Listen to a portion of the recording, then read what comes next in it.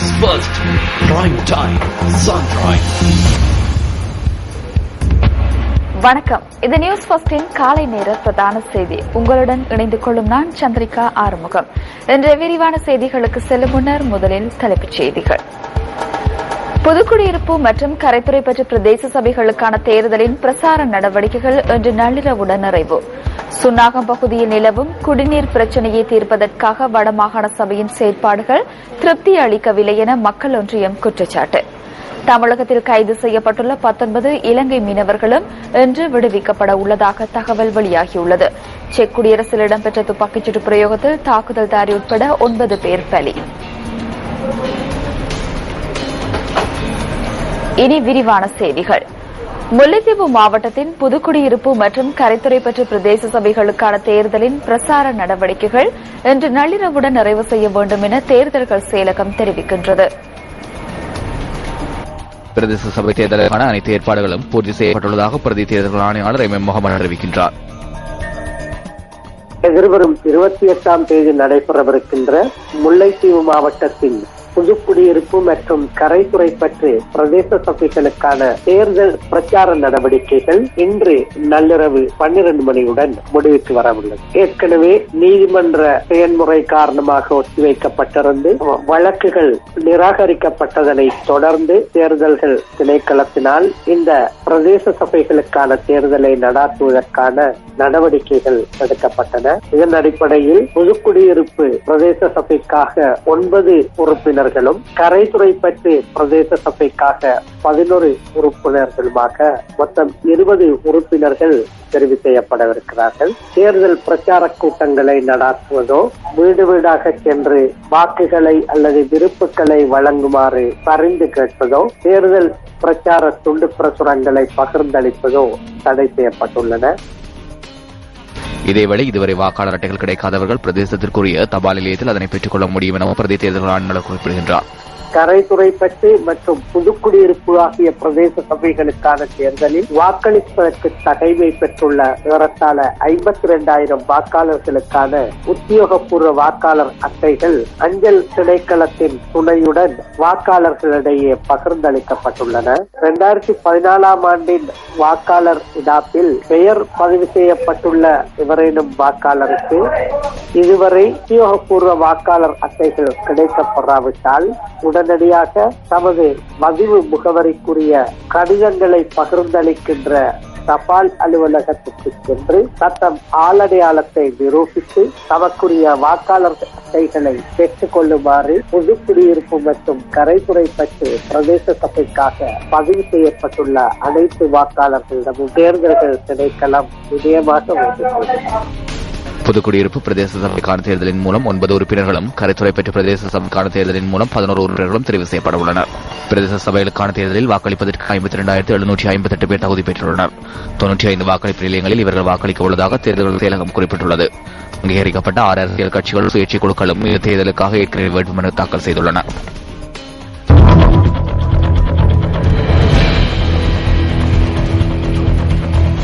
முன்னாள் அமைச்சர் விமல் வீரவங்சவின் மனைவிக்கு இருவேறுபட்ட இலக்கமுடைய 2 தேசிய அடையாள அட்டைகளை வழங்கிய அதிகாரிகளுக்கு எதிராக ஒழுக்காற்று நடவடிக்கை எடுப்பதாக ஆட்பதிவு திணைக்களம் தெரிவிக்கின்றது.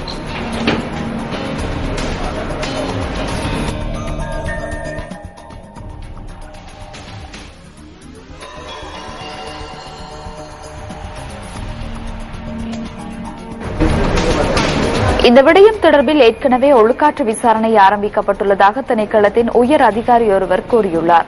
குறித்த 2 அடையாள அட்டைகளும் தயாரிக்கப்பட்ட சந்தர்ப்பத்தில் கடமையில் இருந்த உத்தியோகத்தர்களை இந்த விசாரணைகளின் மூலம் அடையாளம் காண முடியும் என சுட்டிக்காட்டப்பட்டுள்ளது.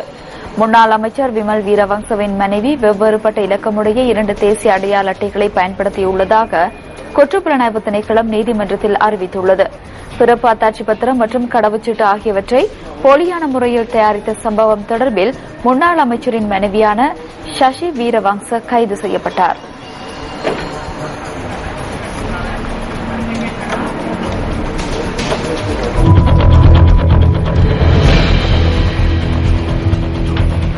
யாழ் சுன்னாகம் பகுதியில் நிலவும் குடிநீர் பிரச்சினையை தீர்ப்பதற்காக வடமாகாண சபையினால் ஸ்தாபிக்கப்பட்ட தூய நீருக்கான விசேட செயலணியின் செயற்பாடுகள் திருப்தி அளிக்கவில்லை என தூய நீருக்கான பாதிக்கப்பட்ட மக்கள் ஒன்றியம் குற்றம் சாட்டுகின்றது.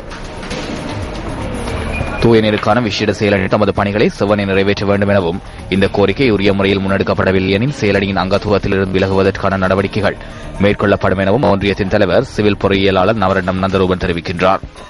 பாதிக்கப்பட்ட பிரதேசத்தில் தேவையிழப்பு தூய்மையான பாதிக்கப்பட்ட மக்கள் செயலணி என்று வடமாகாண சபை உருவாக்கப்பட்டு அவர்கள் தான் இதை முயற்சி பண்ணி கொண்டு ஒழுங்குகளை மேற்கொண்டிருக்கிறார். ஆனால் அவருடைய செயற்பாடு 2 கிழமையாக அவருடைய செயற்பாடு திருப்திகரமா இல்லை. மக்களால் 15 அந்த கோரிக்கை ஒன்று வச்சினாங்க. அதை முழுமையாக நிறுத்தி இந்த நடவடிக்கைகளை அவர்கள் முழுமையத்துடன் செய்யவில்லை. ஆகவே மக்களாகிய நாம் சொல்லுவது என்றால் அவர்கள் கதியாவுள்ள இந்த மக்களுக்கு நன்மை செய்கின்ற வகையில ஏதாவது செய்யணும் என்றும், அப்படி இல்லாட்டி நாங்களும் அதில் ஒரு பிரச்சனையா அதில இருந்து நாங்கள் விலத்தி இந்த பிரச்சனைக்கு தீர்வு ஏற்றுவதற்காக நாங்கள் அடுத்த கட்ட நகர்வுகளை முன்னெடுக்க விரும்புகிறோம் என்று தெரிவித்துக் தூய நீருக்கான பாதிக்கப்பட்ட மக்கள் ஒன்றியம் முன்வைத்துள்ள குற்றச்சாட்டுகள் தொடர்பில் தூய நீருக்கான விசேட செயலணியின் துணைத் தலைவரும் யாழ் மாவட்ட அரசாங்க அதிபருமான சுந்தரம் அரவிநாயகத்திடம் நியூஸ் ஃபர்ஸ்ட் வினவியது. சுன்னாகம் மற்றும் தெல்லிப்பளை போன்ற பிரதேச செயலக பிரிவுகளில் தற்போதைய இந்த ஒரு அசாதாரண காரணமாக தற்பொழுது நாங்கள் குடிநீர் விநியோகங்களை மிக துரிதமாக மேற்கொண்டு வருகின்றோம். எனவே அந்த அடிப்படையிலே உண்மையில் நாங்கள் பிரதேச செயலாளர்களின் மற்றும் பிரதேச சபைகளின் ஊடாக உரிய நீர் தாங்கிகள் மற்றும் நீர் விநியோகங்களை நாங்கள் தேவையான முறையிலே அவர்களுடைய வேண்டுகோளுக்கு அமைய தற்பொழுது வழங்கப்பட்டு வருகின்றது. உண்மையில் தேவைகளுக்கு ஏற்ப எங்களுடைய இந்த நீர் விநியோகம் இன்னும் விசாரிக்கப்படுவதற்கான ஏற்பாடுகளை நாங்கள் தற்பொழுது மேற்கொண்டு வருகின்றோம். குடிநீர் பிரச்சினை சம்பந்தமாக உண்மையில் எவருமே எங்களிடம் இதுவரையில அறிக்கை தரவில்லை. பிரச்சினை தொடர்பாக உண்மையில் அவர்களுக்கான அந்த குடிநீர் விநியோகங்களை நாங்கள் மிகவும் சிறப்பாக மேற்கொண்டு வருகின்றோம். உண்மையில் இதுக்கு பல நிறுவனங்கள் எங்களுக்கு ஒத்துழைப்புகளை வழங்கிக் கொண்டிருக்கின்றார்கள். இதேவேளை யாழ் சுன்னாக பகுதியில் நிலத்தடி நீரின் பயன்பாடு பல்வேறு ஆபத்துகளை ஏற்படுத்தும் என கிழக்கு பல்கலைக்கழகத்தின் பேராசிரியர் பி வினோபாபா தெரிவிக்கின்றார். 25 மெகாவாட்ஸுக்கு மேற்பட்ட எலக்ட்ரிசிட்டியை ப்ரொடியூஸ் பண்ற நீர் மின் நிலைகளாயிருந்தால் அவர்கள் மத்திய சூழல் அதிகார சபையிலிருந்து அதிகார என்வாயன்மெண்டல் இம்பாக்ட் அசஸ்மெண்ட் செய்திருக்க வேணும். அப்படி என்வாயன்மெண்டல் இம்பாக்ட் அசஸ்மெண்ட் ஒழுங்கான முறையில் செய்திருந்தால் இந்த நீர் நிலையில ஈயம் கலக்கின்ற சந்தர்ப்பம் நகர்ந்திருக்காது.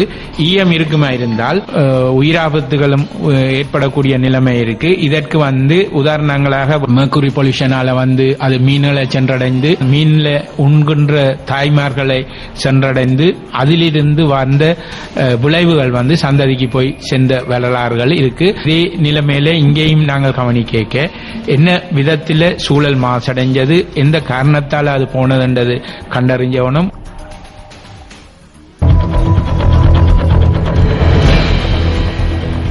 தமிழகத்தில் கைது செய்யப்பட்டுள்ள 19 இலங்கை மீனவர்களும் இன்று விடுவிக்கப்பட உள்ளதாக தகவல் வெளியாகியுள்ளது.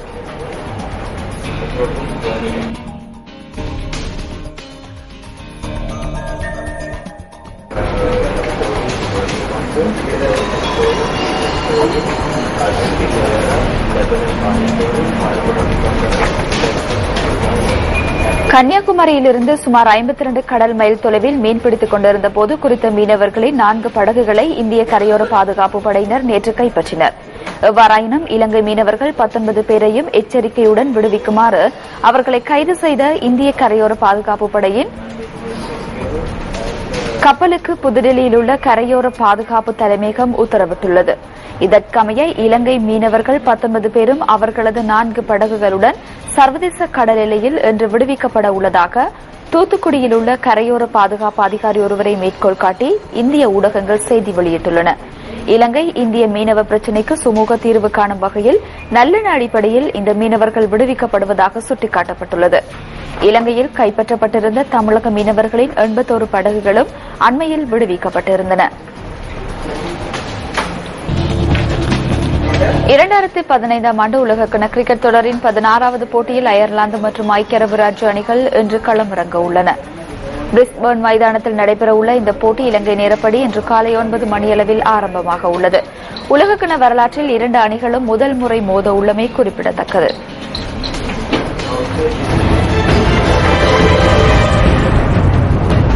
Like I say, hope this is the start of a new beginning, and try and build on this as much as possible, and then put the team in a good. மீண்டும் தொடர உள்ளதாக மேற்கிந்திய தீவுகள் அணியின் கிறிஸ் கெயில் தெரிவித்துள்ளார். உலகக்கிண cricket போட்டிகளில் இரட்டை சதம் அடித்த முதல் வீரர் என்ற சாதனையை மேற்கிந்திய தீவுகள் அணியின் கிறிஸ் கெயில் இன்று நிலைநாட்டியிருந்தமை குறிப்பிடத்தக்கது. இதனையடுத்து ஊடகங்களுக்கு கருத்து தெரிவிக்கும் போது அவர் இவ்வாறு குறிப்பிட்டுள்ளார். அத்துடன் தென்னாப்பிரிக்க அணியுடன் நடைபெறவுள்ள போட்டியிலும் சிறப்பான ஆட்டத்தை வெளிப்படுத்த தாம் எதிர்பார்ப்பதாகவும் அவர் கூறியுள்ளார்.